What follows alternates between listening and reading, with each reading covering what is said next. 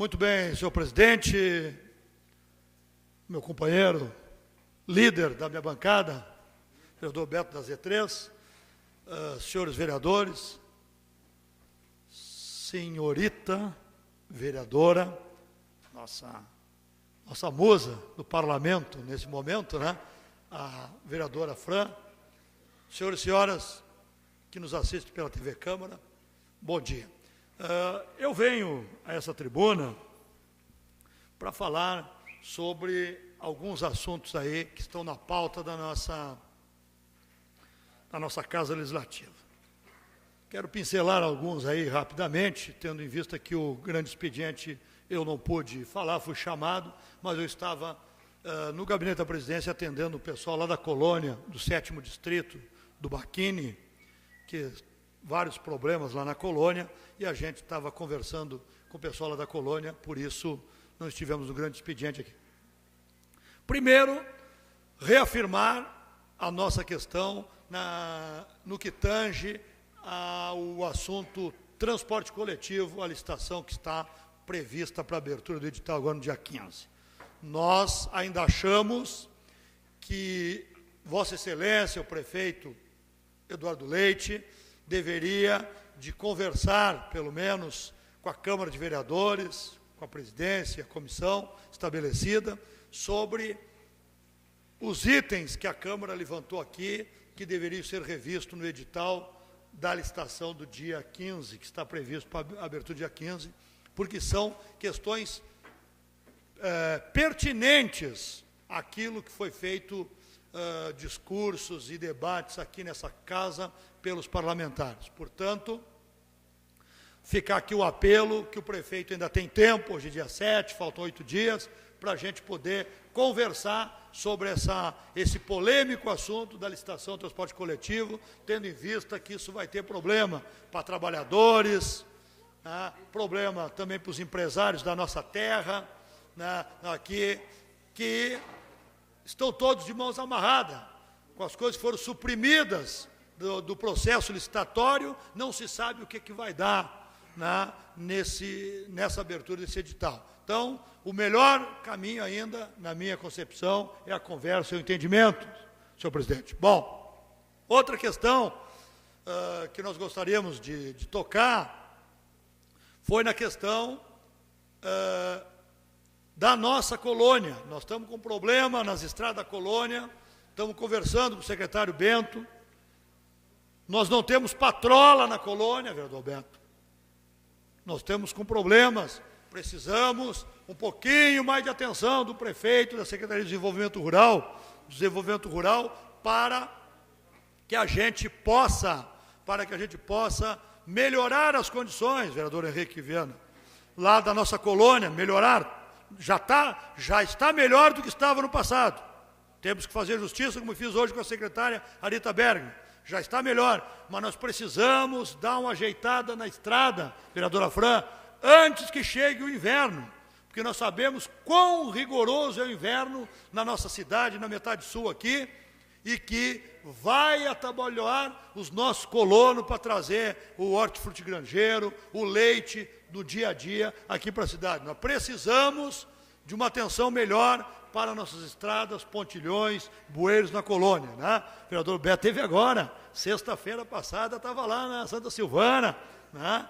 Nosso pessoal de Santa Silvana, então, viu, né? Viu o estado que estão as estradas em alguns pontos. Então, pedi aí para o governo, para o nosso secretário Bento, sempre muito atencioso, para nos dar, né, uma atenção especial nessas estradas. E por último, vereador Bento, quero falar aqui do Dia Nacional e dos Jornalistas, né, que hoje, inclusive, está em discussão no Congresso Nacional, na Câmara dos Deputados, né, a PEC 79, que trata de autoria do deputado Paulo Pimenta, nosso deputado federal do PT, né, aqui do Rio Grande do Sul, que trata da obrigatoriedade, regularização e obrigatoriedade da apresentação do diploma de curso de bacharel em comunicação, certo? E aí as especialidades lá, jornalista, publicitário, enfim, marketing, as especializações, que trata-se da obrigatoriedade deste diploma para que possa ter o curso, ter o registro de jornalista. Veja bem, o deputado reconhece aqueles que têm direito adquirido, certo? Aqueles que trabalharam como jornalista na época que não era exigido e têm os seus registros já concedidos pela DRT. Eu, por exemplo, tenho registro de jornalista de direito adquirido, mas, entendeu? Então, esses jornalistas que têm o direito adquirido, o deputado preserva esse direito na PEC. A questão, a discussão é que isso continue desenfreadamente. Hoje é fácil, presidenta Dilma, presidente Lula, ProUni, né, FIES, é fácil hoje fazer uma universidade, uma faculdade de jornalismo, de comunicação, né, de marketing, enfim. Então, que isso seja normatizado por essa PEC, para que não seja banalizado a questão da importância do estudo superior, do curso superior para os jornalistas, tá certo? Então, senhor presidente, esse registro quero fazer aqui, que o deputado preserva os direitos adquiridos, mas quer colocar um freio e uma normatização nessa questão dos registros de jornalista, de homens e mulheres da comunicação no país, comunicação que é tão importante para regrar, para alimentar, para regar também a democracia num país democrático como o nosso, a importância da imprensa, dos jornalistas, homens e mulheres da área da comunicação. Isto, se por favor o senhor me conceder o tempo de líder, eu quero falar sobre o assunto também da reforma administrativa. Senhores vereadores, senhor presidente, vereador Henrique Viana, eu fiz uma fala no meu programa de rádio, usando a minha atribuição de radialista, e depois, logo que cheguei na Câmara, fiz a seguinte fala. Eu, se estivesse na Câmara, quando chegou aqui o projeto de reforma administrativa do prefeito Eduardo Leite, eu disse aos meus pares, na pior das hipóteses, eu me absteria de votar, mas jamais votaria contra. Votar contra um projeto de reforma administrativa de um prefeito, de um governador ou de um presidente da República, é desconhecer as pessoas que votaram e desconsiderar as pessoas que votaram no prefeito, no governador ou no presidente. Por quê? Porque ele foi escolhido, no caso do nosso prefeito de Pelotas, o Eduardo Leite, foi escolhido por 123 mil eleitores. Então tem que ser respeitado essas 120 mil pessoas que votaram no prefeito.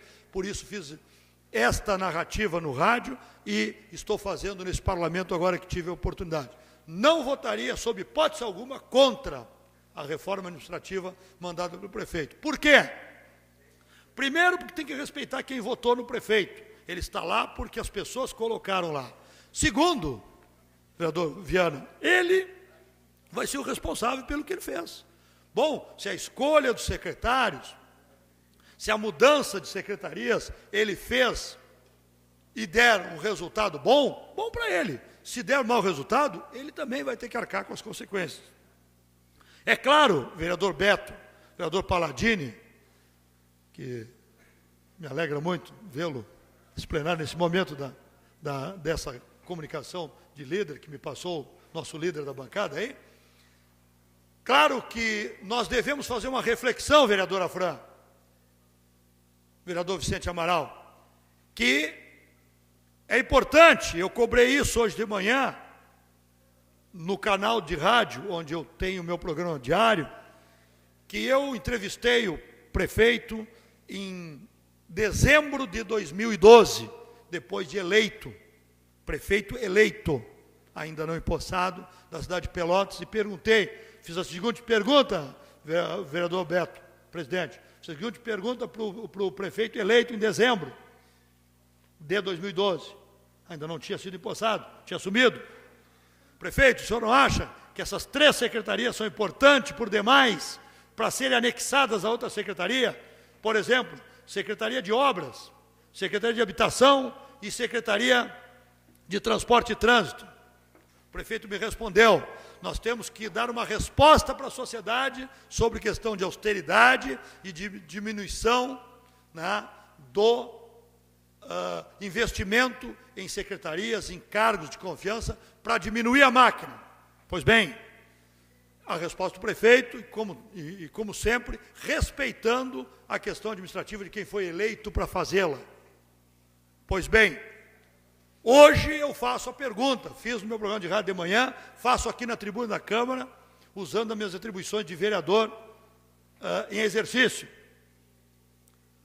Senhor presidente, será que o prefeito viu que estava errado lá, que essas 3 secretarias são secretarias importantíssimas para uma cidade do porte de Pelotas, que tem uma densidade demográfica de mais ou menos 380 mil habitantes hoje, embora o IBGE coloque como 320 mil habitantes, e ontem o auditor do Tribunal de Contas aqui questionou o próprio IBGE, vereador Viana, que tem muito mais gente do que 320 mil pessoas em Pelotas. Claro, como diz o auditor, só